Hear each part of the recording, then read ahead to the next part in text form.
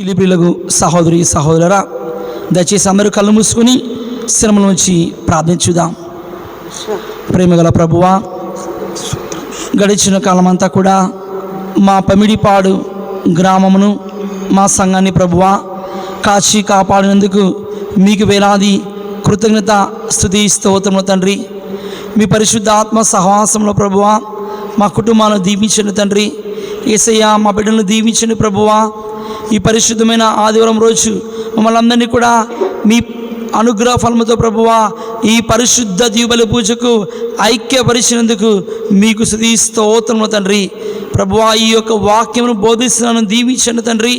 ఈ వాక్యమును ప్రభువా వింటున్న ఈ మీ విశ్వాసాలందరినీ దీవించండి ప్రభువా. మేమందరము కూడా మీ పవిత్రమైన వాక్యానుసారముగా, మీ పవిత్రమైన దివ్య చిత్తానుసారముగా జీవించే శక్తిని, అనుగ్రహములను మా మీద హేరాళముగా కుమ్మరించమని ఈ మనవులను మా నాథుడైన యేసుక్రీస్తు దివ్య నామములో అడిగి ప్రార్థిస్తున్నాము తండ్రి, ఆమేన్. అందరూ కూడా రెండు చేతులను పైకి ఉంచుతూ దేవుణ్ణి స్తుతించుదాం. తండ్రి వందనం, తండ్రి వందనం, తండ్రి స్తోత్రం, తండ్రి స్తోత్రం, యేసువా వందనం, యేసువా వందనం, యేసువా స్తోత్రం, యేసువా స్తోత్రం, ఆత్మదేవా వందనం, ఆత్మదేవా వందనం, ఆత్మదేవా స్తోత్రం, ఆత్మదేవా స్తోత్రం, త్రియేక దేవా వందనం, త్రియేక దేవా వందనం, త్రియేక దేవా స్తోత్రం, త్రియేక దేవా స్తోత్రం. Praise the Lord, praise the Lord, praise the Lord, praise the Lord, praise the Lord. Praise the Lord. అందరు గట్టిగా చప్పట్లు కొడుతూ దేవుని స్తుతించుదాం.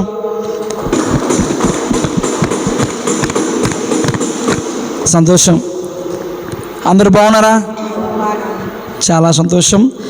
ప్రియమైన విశ్వాసులారా, సామాన్యపు కాలపు 11వ ఆదివారంలోనికి ప్రవేశించి ఉన్నాం. ఈనాటి దీవగ్రంథ పట్టణాలు మనందరినీ కూడా పాపపు జీవితం నుండి మంచి జీవితానికి నాంది పలకాలని ఈనాటి పట్టణాలు మనను ఆహ్వానిస్తూ ఉన్నాయి. ప్రియమైన విశ్వాసులారా, ఈనాటి మొదటి పట్టణంలో చూస్తున్నాము, దేవుడు తన ప్రియమైన కాపరిని యెహెజ్కేలు ప్రవక్తను ఇజ్రాయేలు ప్రజల దగ్గరకు పంపుచున్నారు. తన ప్రియమైన కాపరిని పంపుచు ఇజ్రాయేలు ప్రజలందరూ కూడా పాపపు ఊబిలో కృంగి నశించిపోతున్న సమయంలో ఆ ప్రజలందరూ కూడా వారి పాప జీవితానికి స్వస్తి చెప్పి మంచి మార్గములో నడవాలని దేవుడు తన ప్రవక్తను, తన ప్రియమైన కాపరిని ప్రజల దగ్గరకు పంపిస్తున్నారు. ఆనాటి ఇజ్రాయేలు ప్రజల దగ్గరకు మరి దేవుడు ఈ ప్రవక్త ద్వారా వారి యొక్క పాపములను సరిచేసుకోమని తెలియజేస్తూ ఉన్నారు.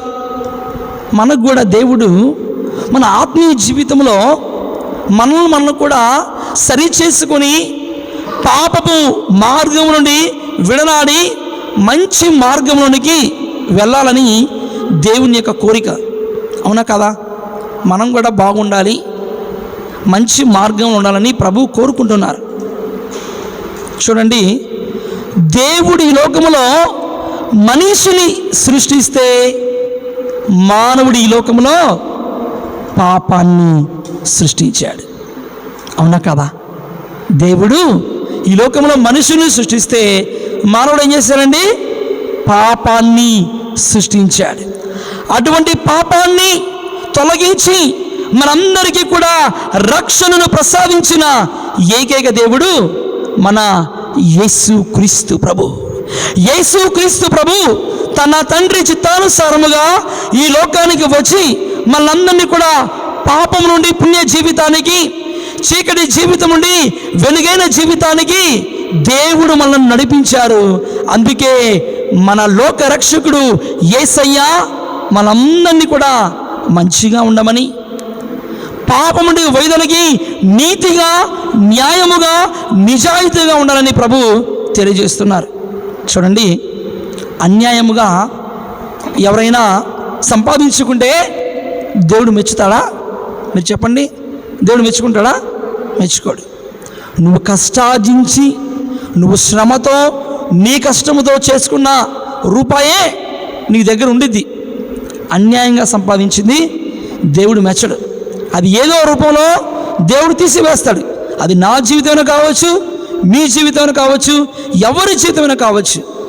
కష్టపడి మనము చేసుకున్న దాన్నే దేవుడు మెచ్చుకుంటాడు. కానీ నీతి న్యాయముగా ఉన్నప్పుడు దేవుడు మెచ్చుకుంటాడు. కానీ అన్యాయముగా, కుళ్ళుతో, పగతో, ప్రతీకారముతో ఉన్నప్పుడు దేవుడు మెచ్చుకోడు. ఎందుకంటే మనము చేసేది పాపమైనప్పుడు దేవుడు సంతోషపడడు. మనము చేసేది పుణ్యమైనప్పుడు దేవుడు మెచ్చుకుంటాడు. గట్టిగా చప్పలు కొడుతూ దేవుని స్తుతించుదాం. ప్రియమైన విశ్వాసాల ఆలోచించు, నీ జీవితంలో ఆలోచించు. ఈరోజు నేను చెప్పానని కాదు, ఆత్మీయ జీవితంలో మనం ఎప్పుడు సంతోషంగా ఉంటామో తెలుసా? మనము ఇతరులకు మంచి చేసినప్పుడు, మంచి చేయాలని ఆశ మనలో ఉన్నప్పుడు మనం దేవునికి ఇష్టమైన బిడ్డలుగా జీవించగలం. మరి యెషయా గ్రంథము 43వ అధ్యాయము 4వ వచనం ధ్యానిస్తున్నాము. నీవు నా నేత్రములకు అమూల్యమైన వాడవు, నేను నిన్ను ప్రేమింతును, నిన్ను సన్మానింతును. మనం దేవుని దృష్టిలో ఎలాంటి వాళ్ళమండి? ఎలాంటి వాళ్ళం మనం?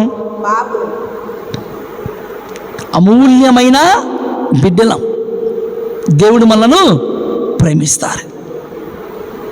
చూడండి, యేసు ప్రభుని బిడ్డలంటే కేవలము మాటలతో బ్రతికే వాళ్ళము కాదు, విశ్వాసముతో బ్రతికి దేవుని యొక్క ప్రేమను, దేవుని యొక్క కరుణను, ఆయన క్షమను మనం అందరం కూడా పొందుకొని జీవించే బిడ్డలం. అవునా కదా సహోదరి సహోదరా? దేవుని బిడ్డలం అంటే ఆయన సువార్త విలువల ప్రకారము మనం అందరం కూడా జీవించే బిడ్డలం. అందుకే ప్రభు ఈనాటి సువిశేష పట్టణంలో చదువుతున్నారు ఏమని? మీకు ఆవగింజంత విశ్వాసమైన ఉండాలి. ఏమవుతుంది ఆవగింజ? పెద్ద విత్తనమా చిన్న విత్తనమా? అది చిన్నది ఆవగింజ.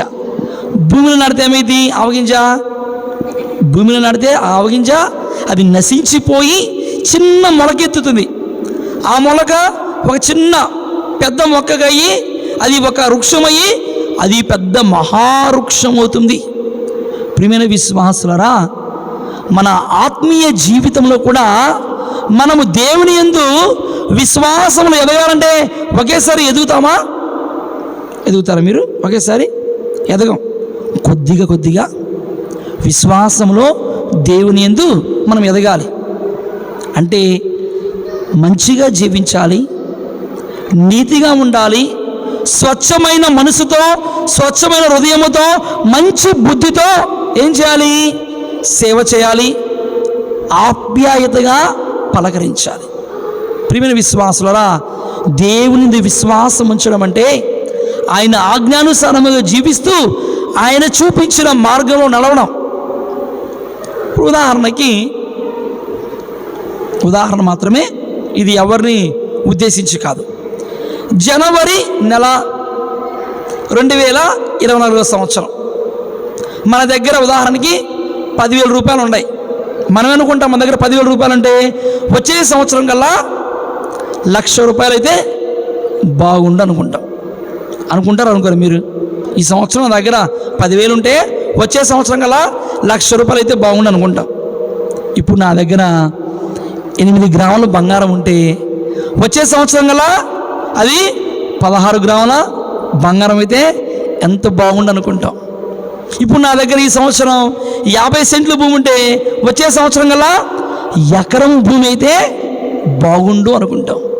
ప్రియమైన విశ్వాసులారా, కానీ మన ఆత్మీయ జీవితంలో ఈ సంవత్సరం నా విశ్వాస జీవితము ఇంత ఉంటే వచ్చే సంవత్సరం కల్లా నా విశ్వాస జీవితం ఇంత వాళ్ళని కోరుకుంటామా? ఇంకా వాళ్ళని కోరుకుంటామా? మన విశ్వాస జీవితం ఈ సంవత్సరం ఎంత ఉంటే వచ్చే సంవత్సరం ఎంత అయింది? ఇంకా తగ్గిద్ది కానీ పెరగదు. నీ దగ్గర ఉన్న డబ్బేమి పెరిగిపోయింది, నీ దగ్గర ఉన్న బంగారం ఏమి పెరిగిపోయింది, నీ దగ్గర భూమి ఏమి పెరిగిపోయింది. కానీ నీ విశ్వాస జీవితము ఈ సంవత్సరం ఇంత ఉంటే వచ్చే సంవత్సరం పెరగదు కానీ ఏమవుతుంది? తగ్గిపోతుంది. అంటే ఆత్మీయ జీవితంలో ఈరోజు మనము దేవునికి దగ్గరగా ఉన్నామా లేకపోతే సైతాను వలయములో పడిపోయామా? పాపపు ఊపిలో పడిపోతే ఈరోజు ఆ పాపపు ఊపి నుండి బయటికి తీసుకుని వచ్చే వ్యక్తి ఎవరు? ఎవరు? యేసయ్య. గట్టిగా చప్పట్లు కొడుతూ దేవుని స్తుతించుదాం. మనము పాపపు ఊపిలో ఉన్నప్పుడు మన చెయ్యి పట్టుకొని ఒకళ్ళు బయటికి లాగాలి. అవునా కదా? ఊపిలో పడిపోతే ఏమైంది? మునిగిపోతాం. మునిగిపోతున్న సమయంలో ఒకరు మన చెయ్యి పట్టుకొని లాగాలండి. ఎవరు లాగే వ్యక్తి? ఎవరు? ఎవరు? యేసయ్య. Very good. మనుషులు లాగలేరండి. మనుషులు ఏం చేస్తారు? చూస్తూనే మోసం చేస్తారు. నీ పక్కనే ఉంటారు, నీతో హాయిగా స్మైల్ ఇచ్చిండు మాట్లాడతారు. ఇది చేస్తా, అది చేస్తా, అదిగో ఇదిగో ఇంకా అయిపోయింది. ఏం చేస్తారు? మసిపూసి మాడగా చేస్తారు. జనాలు అలాంటి నమ్ముతారు. తప్పని చెప్పినా జనాలు అలాంటి నమ్ముతారు. మసిపూసి మాడగా చేసేవాళ్ళ జనాలు నమ్ముతారు, మంచోన్ని జనాలు నమ్మరు. అది వాస్తవం.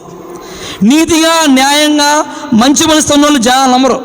ఎవరైతే మసిపూసి మాడగా చేసి మాటలు చెప్పి అది చేస్తా ఇది చేస్తా ఆహా ఓహో అంటారు కదా, వాళ్ళని మాత్రం మనుషులు బాగా నమ్ముతారు. వాళ్ళు ఏం చేస్తారు? నడి సంబరానికి తీసుకుని పోయి సముద్రంలో తీసుకుపోయి వదిలేస్తారు. నువ్వు ఒడ్డుకి రాలేవు, మునిగిపోలేవు, ఒడ్డుకి రాలేవు, మునిగిపోలేవు. అటువంటి మనుషులు కూడా ఈ ప్రపంచంలో ఉన్నారని. ఉన్నారు లేరా? ఉన్నారా లేరా? చెప్పండి మీరే. ఉన్నారు. ప్రియమైన విశ్వాసులరా, దేవుని కృప అంటే మనము స్వచ్ఛంగా ఉన్నప్పుడు, పరిశుద్ధమైన మనసుతో ఉన్నప్పుడు దేవుడు దీవిస్తాడు. అంతేగాని ఎవరినో దొంగ బుద్ధితో ఉండి, ఏదో పగతో ఉండి, ఏదో ప్రతీకారంతో ఉండి, అసూయతో ఉంటే దేవుడు మెచ్చడు. ప్రియమైన సహోదరి సహోదరులారా, ఆవగించేంత విశ్వాసం అంటే ఈరోజు నీవు నీ విశ్వాస జీవితంలో దేవుని మీద ఆధారపడి జీవించినప్పుడు దేవుడు మన సంఘాన్ని, మన కుటుంబాలను దీవిస్తాడు. ఈరోజు దేవుడు మన సంఘాన్ని దీవించాడు. అవునా కదా? ఈరోజు దేవుడు మన బిడ్డలను దీవించాడు. మన బిడ్డలు విదేశాల్లో ఉన్నారు, ఇతర రాష్ట్రాల్లో ఉన్నారు, ఉద్యోగాలు చేస్తున్నారు. మన కుటుంబాలను దీవించాడు, మన సంఘాన్ని దీవించాడు. ఎందుకంటే పమ్మిడిపాడు అనే గ్రామం విశ్వాసంలో ఎదిగిన గ్రామం. పమ్మిడిపాడు అనే గ్రామము పురాతన క్రైస్తవ సంఘం, ఒక మంచి సంఘం, దేవుని యందు భయభక్తులు కలిగిన సంఘం. కావున ప్రియమైన విశ్వాసులారా, మరి ఈనాటి దివ్యగ్రంథ పఠనాల ద్వారా ఈ పరిశుద్ధమైన ఆదివారం దీవబలి పూజలో దేవుడు మన విశ్వాసాన్ని అభివృద్ధి పరుచుకోమని, దేవునికి ప్రీతిక పాత్రమైన బిడ్డలుగా, దేవునికి మంచి బిడ్డలుగా మనం మారుదాం. యేసయ్య మన కుటుంబాలను, మన బిడ్డలను చల్లగా దీవించి సదా కాచి కాపాడునుగాక. ఆమేన్.